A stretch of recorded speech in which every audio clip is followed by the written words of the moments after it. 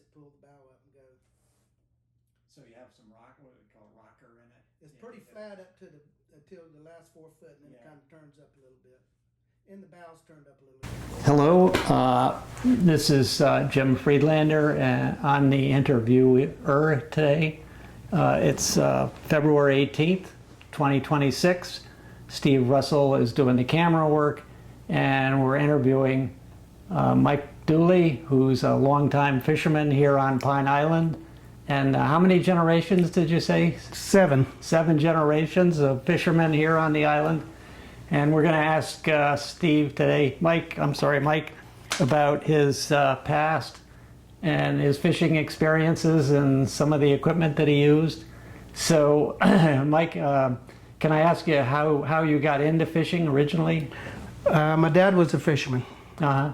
And I went with him when I was just a young kid. And that was here on Pine Island? Yes, sir. And what time was that? What year? I was born in 1953, and I was 6 years old. 6 years old, so yeah. 58. So when did you fish? If you were going to school, I presume? Yeah, I went to school. I'd fish with my dad on the weekends until I got to be 12 years old. Okay. And I wanted my own boat, and he did get me a little skiff that you had to pole, didn't have no motor. And he took me out there and dropped me off with him, and we'd pole around. And I wanted something a little faster and bigger. And I went to school, and I come home one day, and he had lumber in the back of a truck. And I said, "What's the lumber?" He said, "We're going to build you a boat." And he did. He built me a nice little boat, got me a 15-horse Gale motor and put on it. And I thought that was the best thing that ever happened. So tell us about that boat. What was that boat like? It was nice. And then I would, he'd give me a little piece of net, and after school or on the weekends, I'd go out on the weekends and fish all day. Loved it. Yeah. And we'd roast oysters out there, and then I had friends that got a boat also, and we'd kind of go together and fish. And man, you make a little bit of money, and you just thought that was the greatest thing. So how were you fishing then? What was the equipment? Were you net fishing or were you line fishing? No, I was gill netting. Gill netting, Yes, okay. sir. And so explain to us how, when you're gill netting, how does that work? How do you set up the nets? And I mean, if you don't have any concept of how a gill net works, how does that work? How do you set them and keep them in place? And well, the motor we fish, the commercial fishermen, the motor's up in front of the boat, 5 foot from the bow. And then the very back, you have like a 4-foot piece of plywood. You pull net onto the plywood, spread it out, cork lines on one side, lead lines on the other. And you find some fish, you throw the end of it over.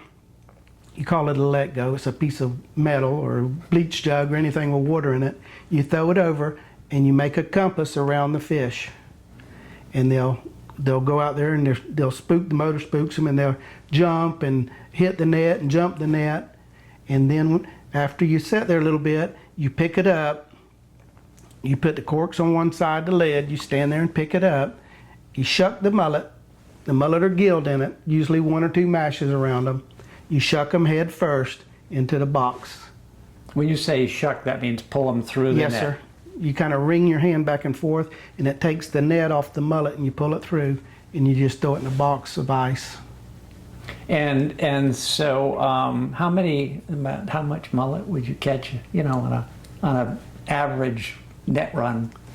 It depends. Sometimes in the spring it's scarce. In summer there's plenty of mullet, and then in run season there's quite a few, but you don't catch them every day in the winter, you know, run season.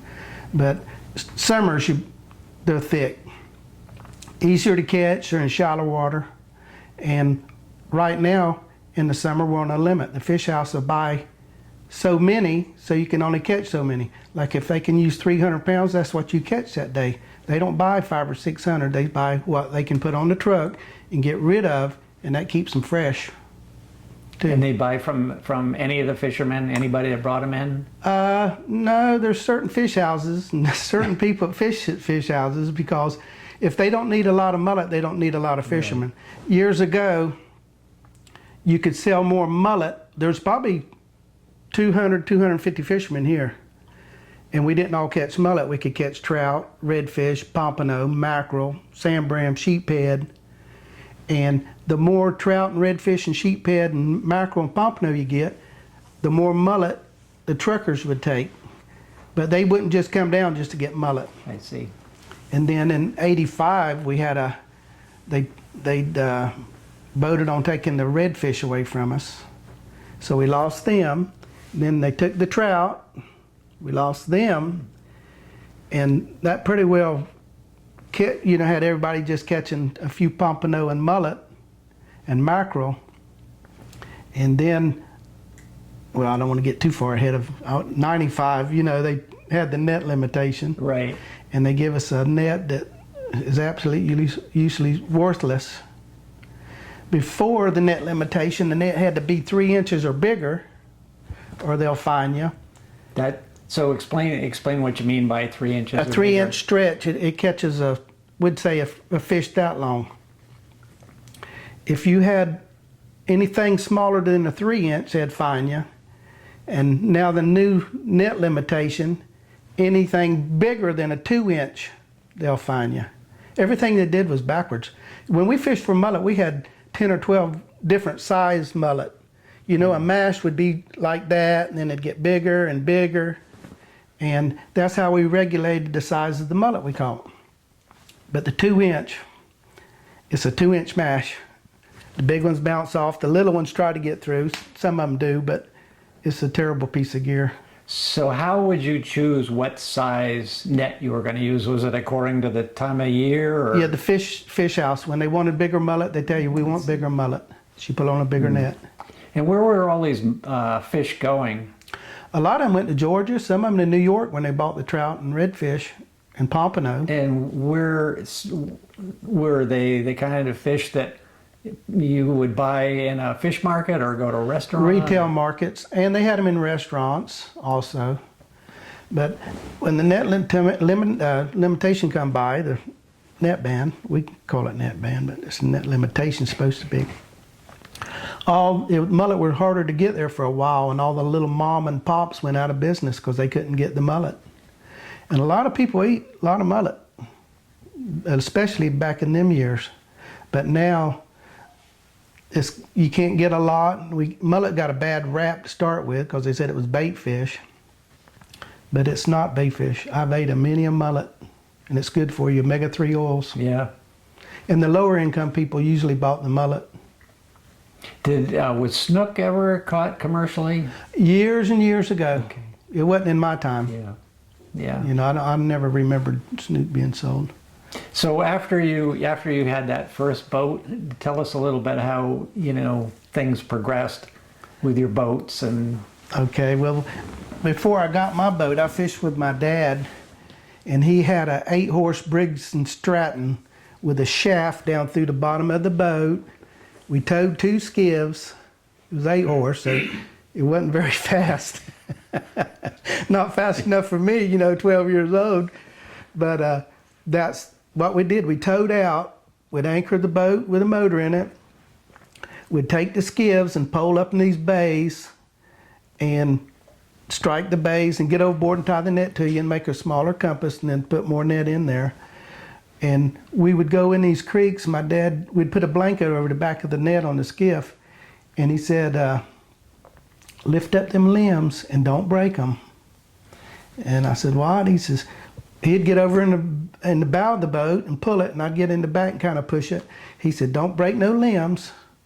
I thought, what? And we got in there, and I was kind of curious one day. I said, why do we keep putting this blanket over this net, and going, lifting up these limbs? He says, these mullet won't come in. If you cut these creeks out, they won't come in here like they do with the limbs over them. And it made sense, because every creek we went in, every bay we went in, that we had to lift the boat up, it was full of mullet. Yeah. But I can show you places now we had to do that, but I can go down, they get pontoon boats in there. They've cut them creeks out that big, and the fish are not in there like they used to be. Interesting. No. And then we'd come in with that Briggs, and I told my dad one time, I said, Dad, can we hook this up? It was a Saturday. I said, can we hook this thing up? He says, son, we got to take care of this. This motor's 4 years old. It cost almost $100 to replace it. But $100 was a lot of money back then. Yeah. You know, we could fish all week on 5 gallons of gas a can. So, and then I got this little boat with the 15 on it. I was so happy, man. And I went out and started making a little money, and that's where it really showed. You know, you had your own money. I could buy one I wanted to and buy my own clothes. And then when I got a little bigger, I wanted a little bigger boat. So my dad built me a bigger boat and got a bigger motor, a little more net, went a little further out. When I had the first boat, he said, just stay 3 or 4 miles from the bridge, Mount Lachey Bridge. That's where we fish, Mount Lachey. In case you break down, you can pull home. Because you didn't have boats that ran out there. You didn't have cell phones or nothing. If you broke down, you just broke down. And so then I got a little bigger, and I got married, and I needed a bigger boat. So I got a bigger boat, bigger motor, bigger. I had a tower built on my boat where you could get up in the tower and see trout and redfish and bottom fish, and you could just see better in it. And had that for years. And then after the net limitation, I went back to a smaller boat because you had smaller nets. I went from 800 yards to 80 yards, 5 foot deep. Wow. So, you know, 800 yards net, it's 10 or 12, 15 foot deep, to 80 yards or 2 inches, 5 foot deep. That's a big difference. So you tried to make a living with a smaller net after the net ban. Sounds like you tried to. Yeah, I'm make still a doing go it of today. You're still doing it. Yeah, I still use the 2 inch, 500 square foot of 2 inch, and cast net. Mm-hmm. But the cast net's for young people. Yeah, that's a lot of work. All the young people I know at cast net have back problems and neck problems and stuff. But I still cast net, but I get over and wade and throw it over them. I don't throw it out of the boat. Yeah. I kind of like doing that, but you couldn't feed a family doing it. You know what I mean? Yeah. Back when I had kids and bills and this and that, you couldn't make it with the gear we got now. And a lot of my friends left. They went to North Carolina, Georgia, Alabama, but I stayed here. Are they still allowing it up there? Yeah, but I heard they're trying to take it in North Carolina. So. Can you tell us a little bit about that time when the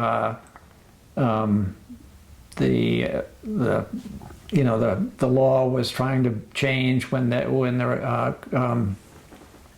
the sports fishermen were pushing to, change the law so that I guess they were trying to save the fish for themselves. How that went? Yeah, we'd go to these meetings, and we seen it every day. What was out there, the commercial fishermen did. They knew what was going on. My dad didn't have an education, but he was smart when it come to fishing. Mm-hmm. And we try to tell him at them meetings, well, to start with, they give us a 4.5 day week. You had to go, you go Monday morning at 8 o'clock and had to be home at Friday at noon. You couldn't fish Friday afternoon, Saturday, or Sunday. They cut us back to 4.5 days. Well, in them 4.5 days, you had to make money, so you didn't really come home and sit around. You know what I mean? Yeah. You fished them 4.5 days. And we done good at it. And they said, oh, that didn't work. So we have to do something different. So they started this. Nets were so bad, they was catching everything. And a gill net's the most selective net you could possibly get. Because we fished the size of net the fish was targeting, size of fish we was targeting. Mm-hmm. So the little ones go through. And they knew it, but they didn't want us out there is what the whole deal was. They didn't want no commercial fishermen on the water. So then they had this net limitation come up. They even said we caught dolphins and everything else in them nets. We didn't. Dolphins are smart. Yeah. You know? Yeah. Even if they did hit the net, they'd tear it through, because it was a fine twine net. Mm. And so we fished, we tried to fight all that and give input at meetings and stuff, but you get up there and try to talk to somebody and they're in there picking their nails and talking back and forth. The commission they wasn't listening to the word we had to say. It was cut and dried. It was it's cut and dried. Yeah, yeah. And That was were those meetings here, or were they in Tallahassee. Yeah. we'd get up in the morning or midnight and go drive up there, go to a meeting, and drive all the way back at night. And it was tough. I'll bet. And there was no reason to take our gear. If they wanted to do anything at all, instead of 800 yards, stay 300 yards. You know, they could have went about it different. They put a lot of people out of work. They just didn't put the fishermen out of work. Nets, hang net, and ice machines, motors, boxes, truckers. You know, there's a lot of people. Yeah. Did those people unite? The people who were fighting it, were they united? I mean, did they hire attorneys? I understand. Well, it's all expensive to do that, but I'm just wondering. Some of the ones who was fighting us was attorneys too. They was on their side. Mm-hmm. Like Carl Wickstrom had Florida Sportsman magazine. Yeah. He put articles in there about how bad fishing was. You know what I mean? And they said the pen's mightier than the sword. It is. It is. Yeah. Yeah. Because people believed it. If they seen a turtle up there in the net or a dolphin in the net, they said them nets kill everything. Well, they didn't. They didn't kill everything. And then this 2 inch is the worst gear for catching bycatch, because you got 1 2-inch mash. That's just one net. If it catches one size fish, and the mullet that hit it you have to pick it up real quick or they'll get out. And we was going to do studies on the 2 inch compared to the 3 inch mash. We wanted it 1 inch bigger. Mm-hmm. That would reduce a lot of bycatch. So I took a fish commissioner out fishing, and I showed him what size fish this 2 inch catch. So they come up with the idea was going to do a study here, one in North Florida and one on the East Coast. Was going to fish 2 inch, a piece of 2 inch, and a piece of 3 inch. Well, they did it up in North Florida first, and the 2 inch caught 80% more bycatch than the 3 inch. So they had a biologist. Their biologist went out and documented all this. Well, it came my turn to take them out, and they said, we don't need to go out with you. I said, yes, you do. You need to go with me too. Document all this. No, we already seen what we want to see. And they wouldn't come down and go out with me and document it because they said they seen all they wanted to see. But still, we did not get a 3 inch. They said a 3 inch would be a gill-net. Well, a 2 inch is a gill-net. Why can't we gill something that we can eat and less waste? And it wasn't good. Yeah. It really wasn't. Yeah. Yeah. That's what we've heard over and over again. Yeah. Can you tell us a little bit about the social life here on Pine Island at the time?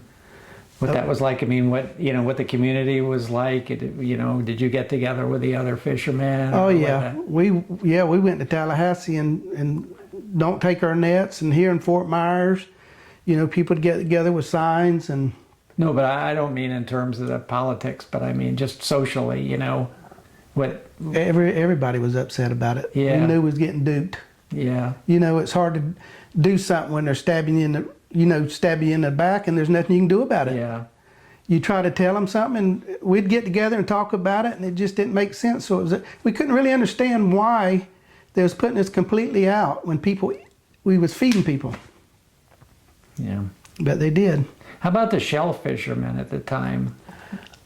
Yeah, did you do any of that? No.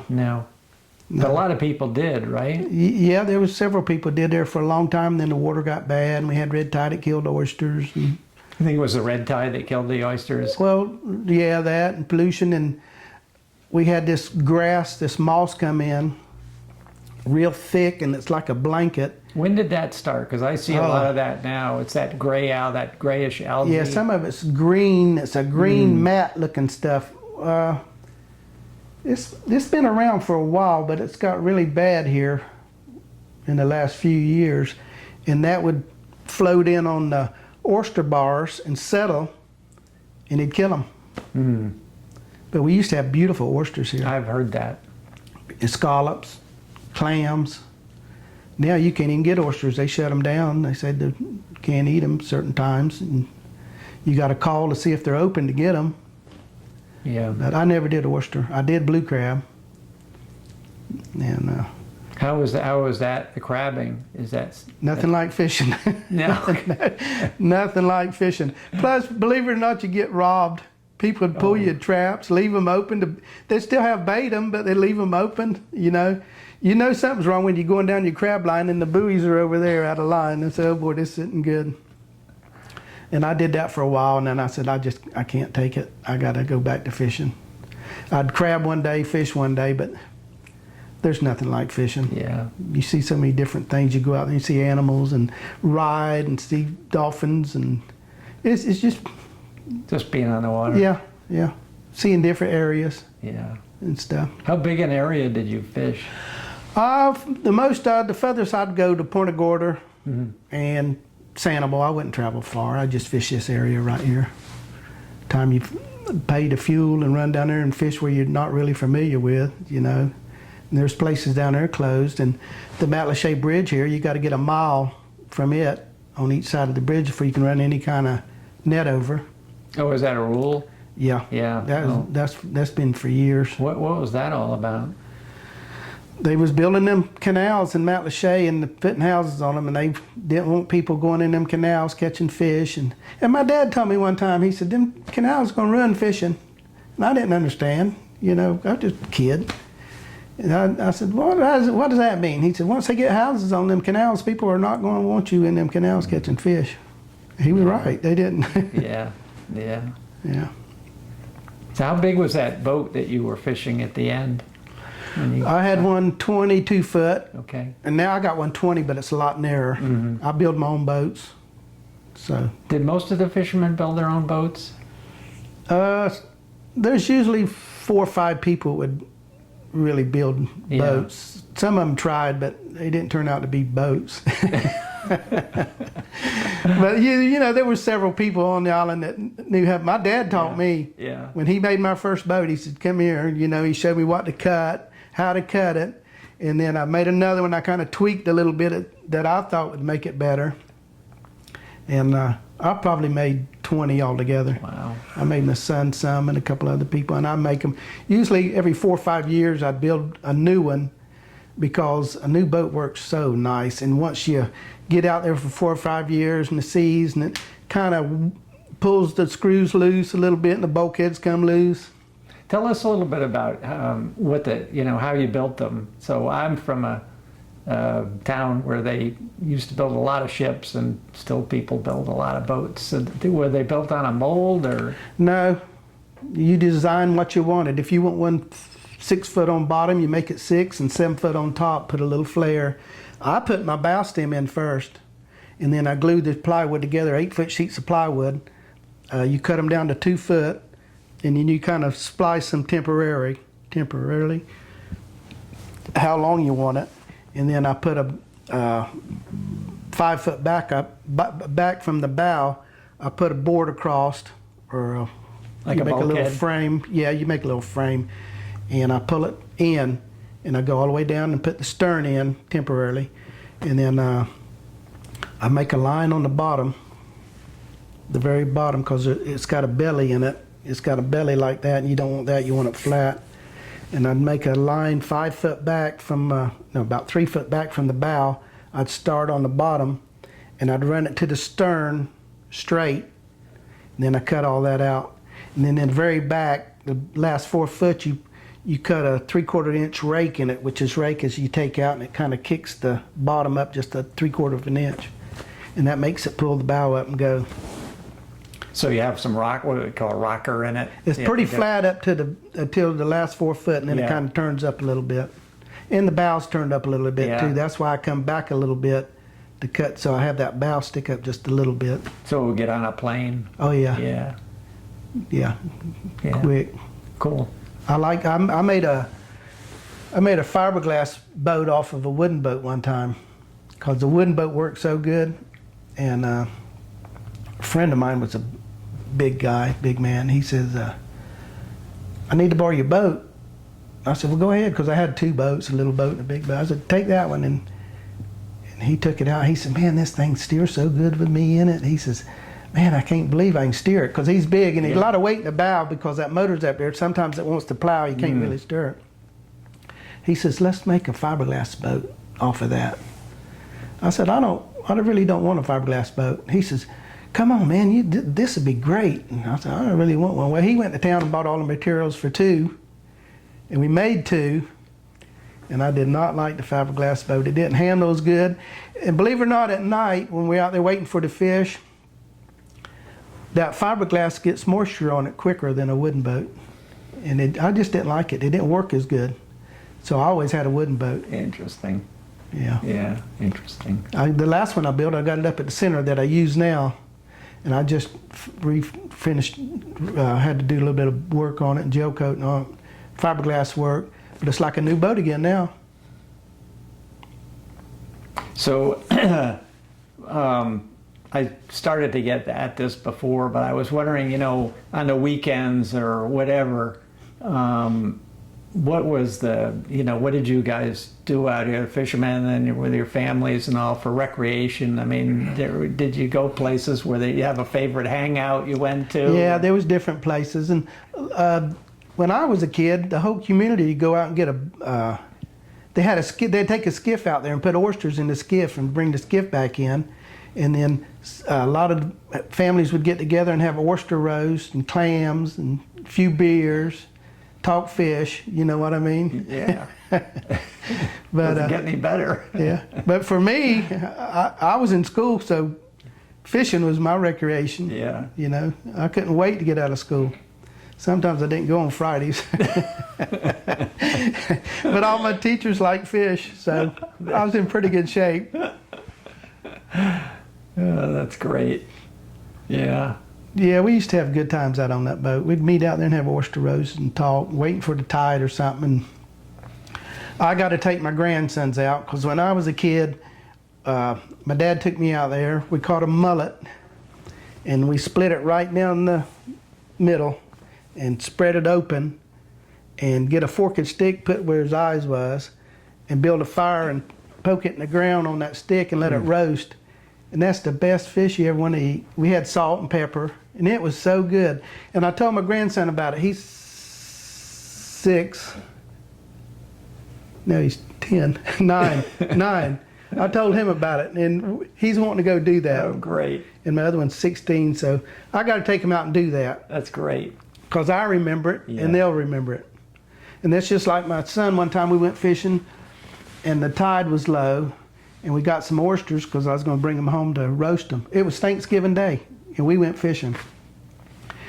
And we was coming back in, but the tide was too low to get in, so we had to wait an hour or so. I said, we just wait till tide gets in so we don't have to grind in there. And he kept saying, Dad, let's roast some of them oysters. I said, it's Thanksgiving. Your grandma's going to have dinner for us. He said, well, we won't eat but a few of them. Come on, Dad. And he kept saying, come on. So I said, okay. So we went to shore, and there was an old rusty crab trap. We smashed it flat, started a fire, put them oysters on there. And at first, I'd get them before they was even done, and he would too. And at the end, he said, Dad, you want this one? I said, no, I'm good. And then we had to come home. And I told Dalton,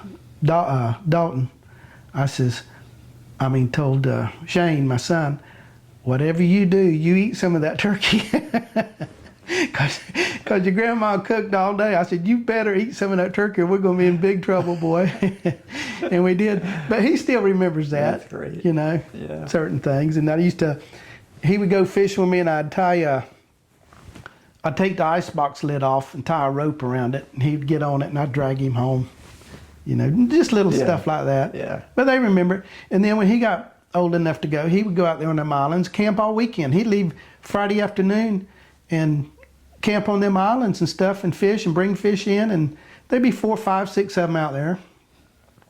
And one time it was cold. My wife made some chili. She said, take this down to the boys, because I knew what island they were staying on. So I did. That morning I went by there to give them that chili, and they had steak, ribs, chicken. They had all kind of fish food on that grill. They was eating better than I was. But he remembers it, and he didn't get into any trouble. Yeah. You know what I mean? He was Yeah. on the water. We knew where he was at. And he become quite good at it. Yeah. He did. So he fishes now, right? Yeah, well, he stone crabs and blue crabs and charters, and he mullet fishes when they want some. But see, right now, in the summertime, they can't sell mullet. So I'm basically the only mullet fisherman that fishes for my company. Because if he had 3 or 4 more fishermen, we wouldn't be able to catch but a couple hundred apiece. So he lets me fish and catch them, Yeah, which works out good for me. that's great. Yeah. Yeah.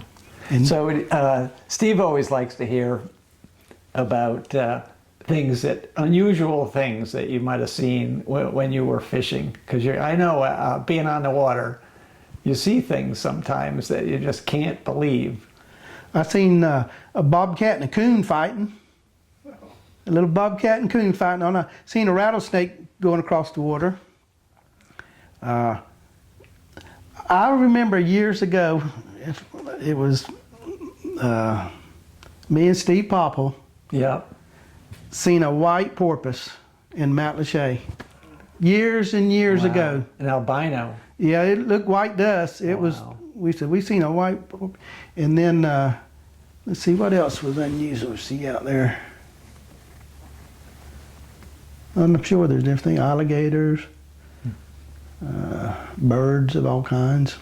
You see alligators offshore a little bit? In here, yeah. Yeah. We have them come right in here on this. I live on this Pine Island Creek. Mm. They come right in here. Is that right? Yeah. Yeah. We see them out there once in a while in the canal or the pond, and yeah, there's a lot of alligators. Yeah. I know there are Ooh. a lot around. Yeah. You go over towards the east shore, Burnt Store there, would be the west shore. But from here you'd be going east. Right. There's a lot of alligators up in them creeks and bays and stuff out there. I've fished over there sometimes and I haven't seen any, but When my son was I won't with go me, swimming.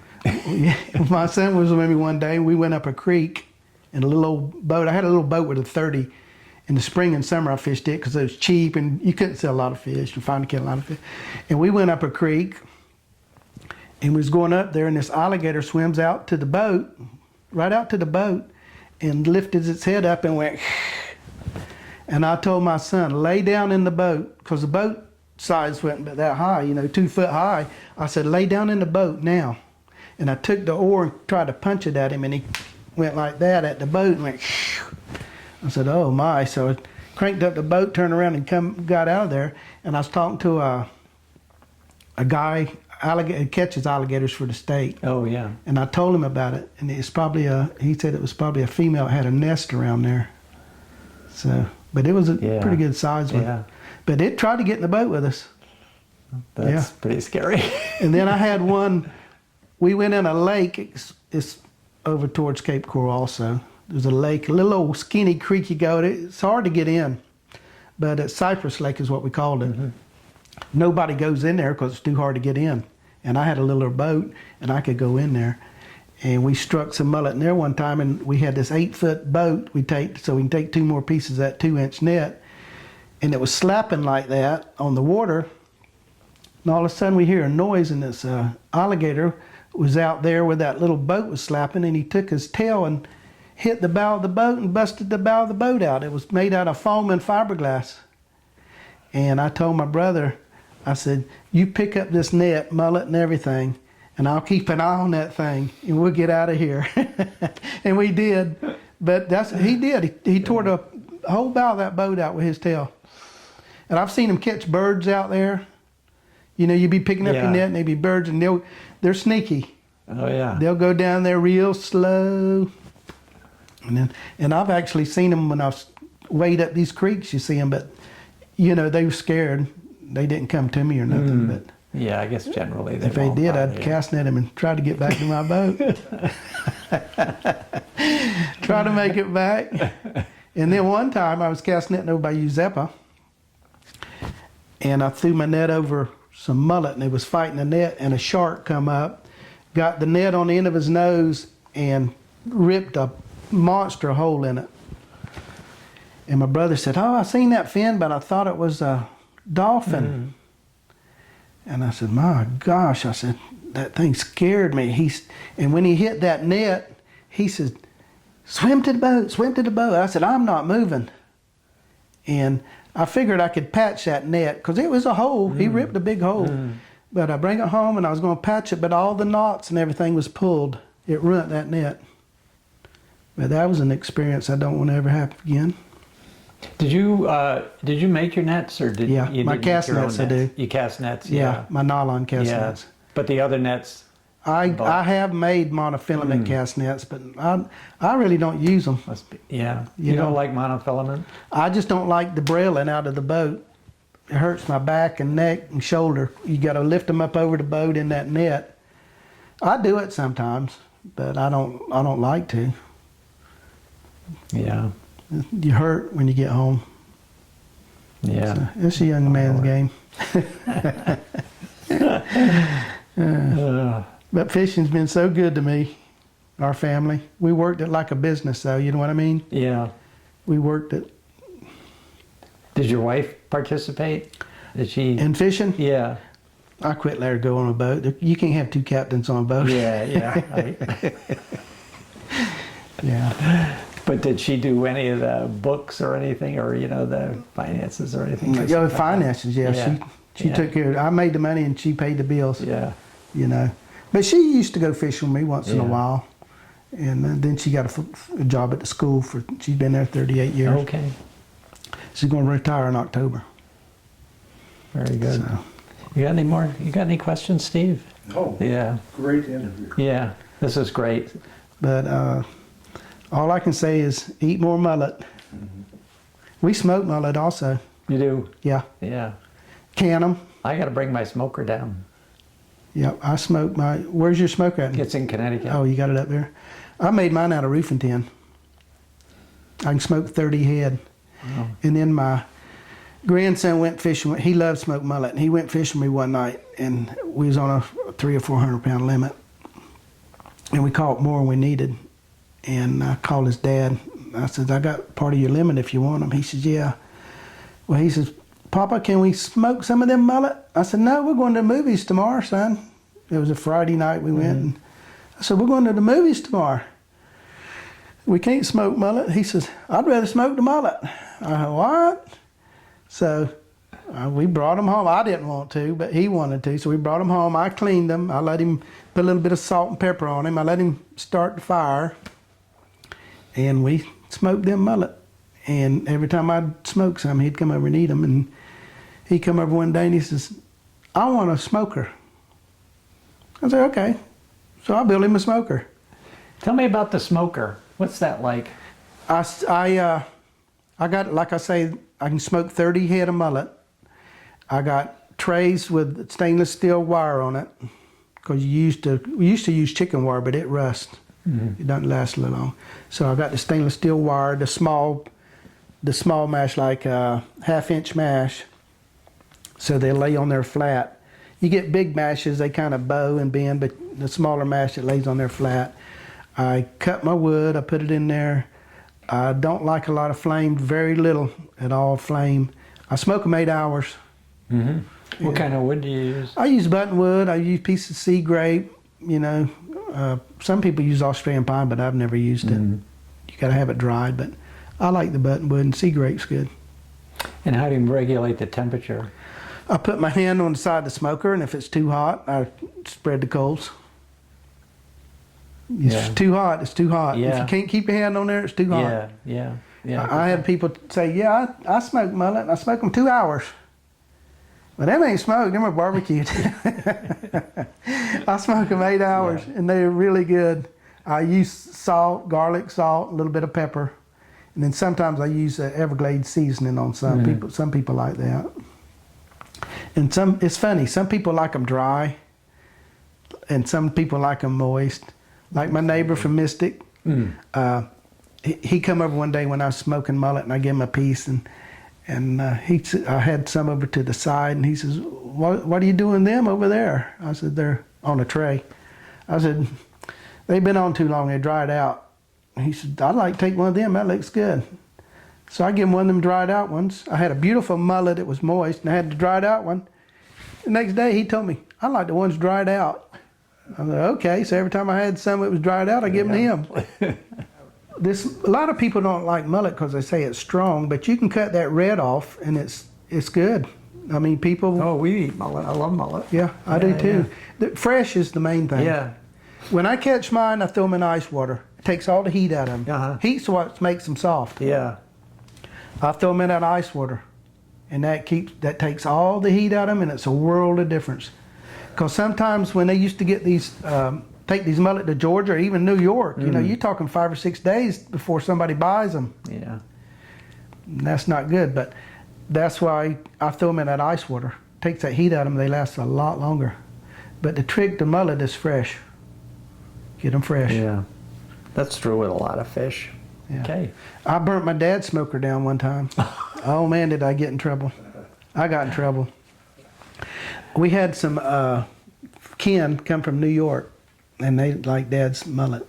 And it was in the spring when there wasn't a whole lot of mullet around, and they didn't have no fat in them. And he said, he started smoking them. He says, I got to run down to the store, which is in Matlacha, where you had to go to get groceries. You didn't have none of these stores around here. They had a little store down there that had bread, milk, and eggs and stuff. He said, I got to run your mama down there. She needs something for cooking. He says, sit here and watch this fire, and don't you put no more wood on it. And I said, okay. And he took off. Well, it didn't look like it had any flame to me. So I put a little wood on it. He come home. I was out there playing ball, catching ball, and he pulled in the driveway, and I turned around to see if that smoker was smoking. It was smoking. Burnt that thing down. He didn't let me forget that. So that's why I keep an eye on mine now. All right. Well, thanks again. Thanks. Well, thank Mike. you. This has been great. Yeah, enjoyed it. 3 generations right there. Okay. That's a great picture. You want to describe what that is? Isn't that picture right? That's the same picture. This is That's- three that- generations of Mike's family fishing in this boat.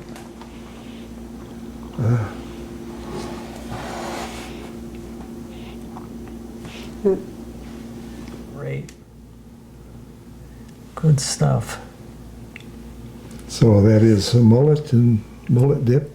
Yep, mullet dip right here. I see. Smoked mullet. Smoked mullet. That one? This is Christmas dinner. Seafood dinner. Mm-hmm. The Dooley family. That's fried mullet. That's stone crab. I can't see for the glare. Oysters. Crab. Blue Yeah, crab. blue crab. Wow. Smoked mullet spread. Oh boy. Shrimp, boiled shrimp. Can't get any better than that. Forget the turkey. Yeah, really. Cheese grits. Yeah, Yeah. all local product. Yeah, nice.